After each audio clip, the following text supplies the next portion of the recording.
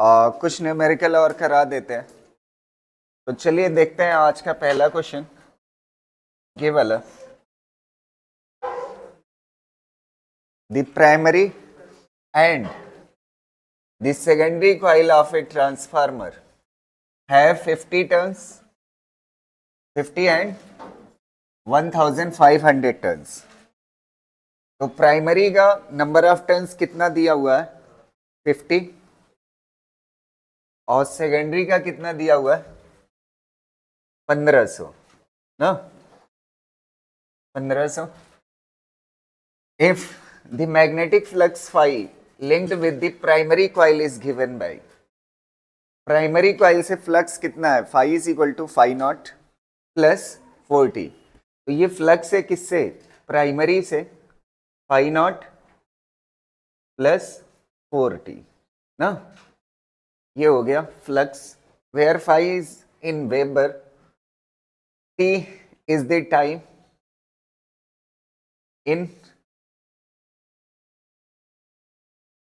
is the time, ठीक है, in second, and phi naught is the constant. The output voltage across the secondary coil is, आपसे output voltage पूछ रहा है across the secondary coil। तो यहां से आपको पता है ये फ्लक्स किससे है? प्राइमरी से है ना। अगर प्राइमरी से है, इसको डिफरेंशिएट कर दीजिए, d phi by d t क्या कहलाता है? ईएमएफ। और ये फ्लक्स प्राइमरी से है, तो ये ईएमएफ किससे हो जाएगा? प्राइमरी से। इक्वल टू, इसको कांस्टेंट है फाई नॉट, इसका डिफरेंशिएशन क्या हो जाएगा? 0। और 4t का, टी के रिस्पेक्ट में कर रहे हो तो क्या बचेगा? 4। तो ईएमएफ तो आ गया प्राइमरी का, और नंबर ऑफ टर्न्स प्राइमरी का पता है, नंबर ऑफ टर्न्स सेकेंडरी का पता है। आपको क्या बताना है? आउटपुट वोल्टेज बताना है। तो आपको फार्मूला पता है सिंपल सा, ईएमएफ के फॉर्म में देखोगे, EMF primary divide by EMF secondary is equal to क्या होता है? Number of turns primary divide by number of turns secondary. सारे डाटा दिए हुए, आप ईएमएफ निकाल सकते हो, ठीक है। ईएमएफ प्राइमरी कितना दिया हुआ है? 4 ना, और नंबर ऑफ टर्न्स प्राइमरी कितना है? 50, और नंबर ऑफ टर्न्स सेकेंडरी कितना दिया हुआ है? 1500। आपको ईएमएफ सेकेंडरी निकालना है, कितना आ जाएगा?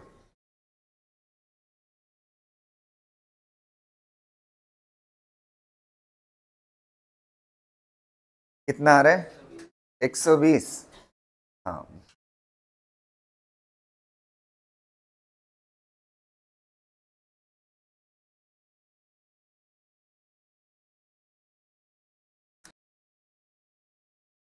ईएमएफ सेकेंडरी आ जाएगा 120 ना। कर लीजिए जल्दी से।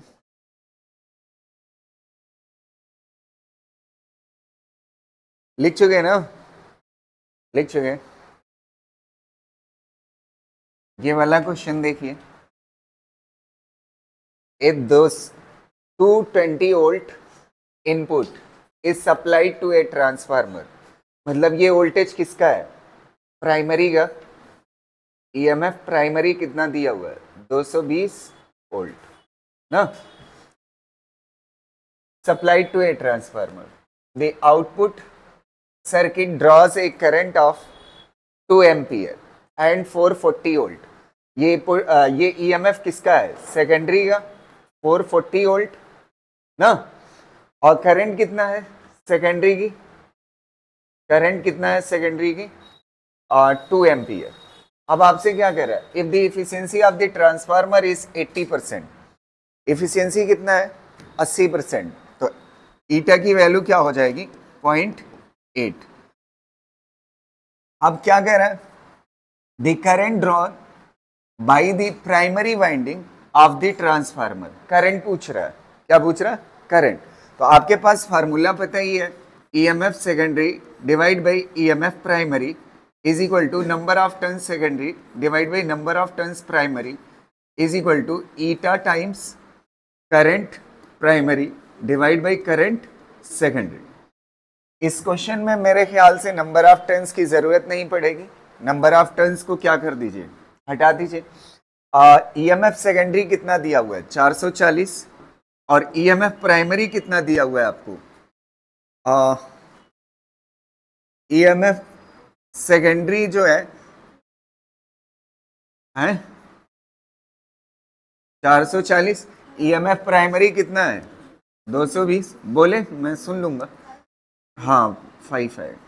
और आई प्राइमरी कितना है 2, आई सेकेंडरी पूछ रहा है, आई सेकेंडरी मेरे ख्याल से 5 एम्पियर आएगा। ठीक, कर लो।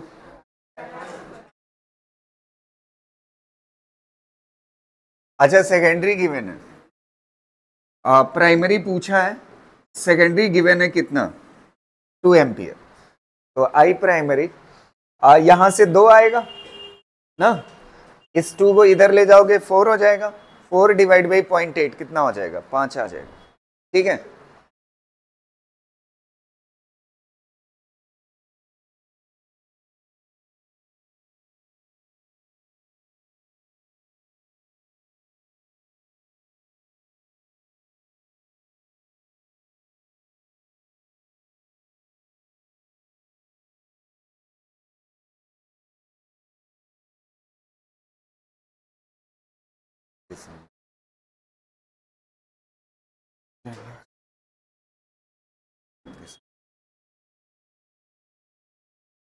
अच्छा मैं तो चलो यहाँ तक हो गया, नेक्स्ट देखते हैं।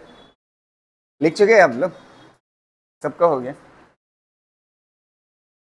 ये वाला करिएगा, a step up transformer operates on A 230 volt line. ये मेरे ख्याल से इनपुट वाला है, 230 volt line and a load current 2 ampere. एक चीज आप समझिए, लोड मतलब वर्ड का आउटपुट से रिलेटेड होता है। लोड मतलब क्या, आउटपुट।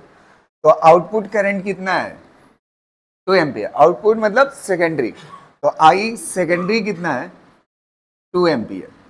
ठीक, अब कह रहा है the ratio of primary and secondary winding, ratio of primary and secondary winding यानी नंबर ऑफ टर्न्स का रेशियो वो कितना है 1:25। तो आपसे कह रहा है व्हाट इज दी, अरे आपसे कह रहा है what is the current in the primary, current पूछ रहा है। तो आप सिंपली क्या करेंगे, करंट वाले फर्क, यहाँ पे इफिशियंसी का जिक्र नहीं है तो इफिशियंसी क्या मान लेंगे 100%। तो यहाँ पे आप क्या करोगे, number of primary divide by number of secondary बराबर होता है किसके, current secondary divide by current primary. ये रेशियो कितना दिया हुआ है 1/25, और आई सेकेंडरी कितना दिया हुआ है 2, आई प्राइमरी आपको बताना है कितना आ जाएगी। ठीक है, क्लियर रहेगा ना।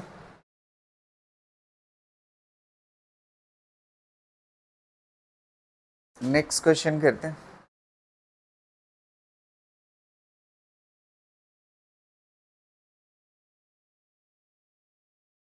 ये वाला देखिएगा, the primary winding of a transformer has 500 turns. कितना 500 टर्न्स, प्राइमरी टर्न्स कितने हैं 500, और सेकेंडरी कॉइल का नंबर ऑफ टर्न्स कितना है 5000 है, 5000। The primary is connected to AC, to an AC supply, voltage 220। तो एसी प्राइमरी कनेक्टेड है ना, तो प्राइमरी कितना हो जाएगा, ईएमएफ प्राइमरी कितना हो जाएगा 20 वोल्ट, 20 वोल्ट। अब कह रहा है फ्रीक्वेंसी उसकी कितना है 50 hertz. This secondary will have the output, secondary का आउटपुट क्या होगा, मतलब ईएमएफ पूछ रहा है, ईएमएफ आउटपुट क्या होगा। तो ईएमएफ सेकेंडरी का, तो आप एकदम सिंपल सा है ये क्वेश्चन, बस नंबर ऑफ टर्न्स का ratio primary secondary is equal to EMF primary divide by EMF secondary. यहाँ पे ये कितना दिया हुआ है प्राइमरी 500 और सेकेंडरी कितना दिया हुआ है 5000, और ईएमएफ प्राइमरी कितना दिया हुआ है 20 वोल्ट। बस यहाँ से निकाल लो, ईएमएफ सेकेंडरी आ जाएगा, कितना आएगा 200। लेकिन इसके ऑप्शन में एक थोड़ा सा हेरा फेरी रहेगा, उसके ऑप्शन में फ्रीक्वेंसी भी दी होगी, तो जितना इनपुट की फ्रीक्वेंसी होती है उतना ही आउटपुट की होती है। तो फ्रीक्वेंसी अगर आपको दिखती है तो आप उस पर टिक करिएगा जिसमें कितना दिया होगा फ्रीक्वेंसी, 50 हर्ट्ज। समझ आ रही ना बात? इनपुट और आउटपुट की फ्रीक्वेंसी क्या होगी, सेम होगी। ठीक,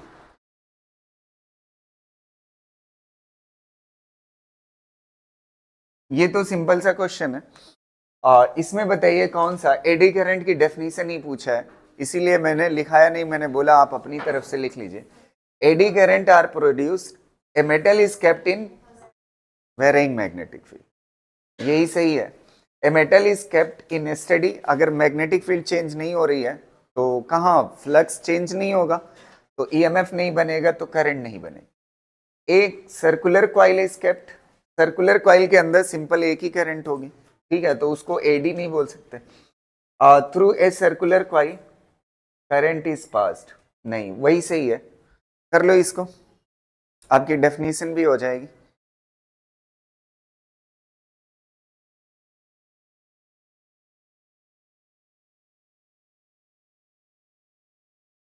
हो गया, अगला देखें, ये वाला बताइएगा answer. In which of the following devices the eddy current effect is not used, ना, इलेक्ट्रोमैग्नेट के अंदर एडी इफेक्ट नहीं यूज होता, तो ये गलत बात है, ठीक है, होता है। अभी मैंने जो एग्जांपल दिया था आयरन कोर, वो इलेक्ट्रोमैग्नेट है। इलेक्ट्रोमैग्नेट का मतलब आप समझते हो, कोई भी मटेरियल, अगर कोई वायर है ना, ये वायर है, इस वायर के अंदर अगर किसी मटेरियल को रख दें हम ना, किसी मटेरियल को क्या कर दें, और इस वायर के अंदर करंट फ्लो हो रही हो, और करंट कैसी हो, वेरिएबल हो, करंट कैसी हो, अगर करंट वेरिएबल होगी तो ये इसके अंदर सोलेनॉइड के अंदर क्या बनाएगा, फील्ड। अगर फील्ड, मैग्नेटिक फील्ड कैसी होगी, वेरिएबल होगी या कांस्टेंट होगी, वेरिएबल होगी, क्योंकि करंट चेंज हो रही है ना।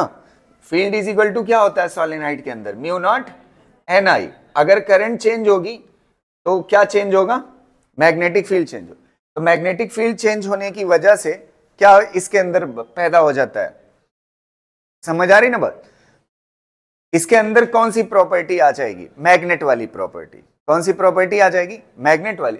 और स्पेशली इलेक्ट्रोमैग्नेट बोला जाता है टेम्पररी मैग्नेट को, इसको बोला जाता है टेम्पररी को। तो अभी मैंने जब आयरन कोर का एग्जांपल दिया था तो उसमें एडी करंट तो बन ही रही थी, तो इसका मतलब ये वाला ऑप्शन क्या है, इसके अंदर है एडी करंट। फिर उसके बाद इंडक्शन फर्नेस मैंने एग्जांपल में लिखाया था, इसके अंदर भी है, और मैग्नेटिक ब्रेकिंग भी लिखाया था, बचा कौन सा है, इलेक्ट्रिक हीटर, तो ये वाला सही हो जाएगा। बाकी ये सब ऑप्शन क्या है, गलत है। हाँ हाँ, करंट वेरिएबल मतलब जो चेंज करे, ठीक है, ऐसा 100% नहीं कह सकते, ये भी तो वेरिएबल है, कांस्टेंट नहीं है, लेकिन ये तो नहीं कहलाएगी, अब कहलाएगी, ठीक है।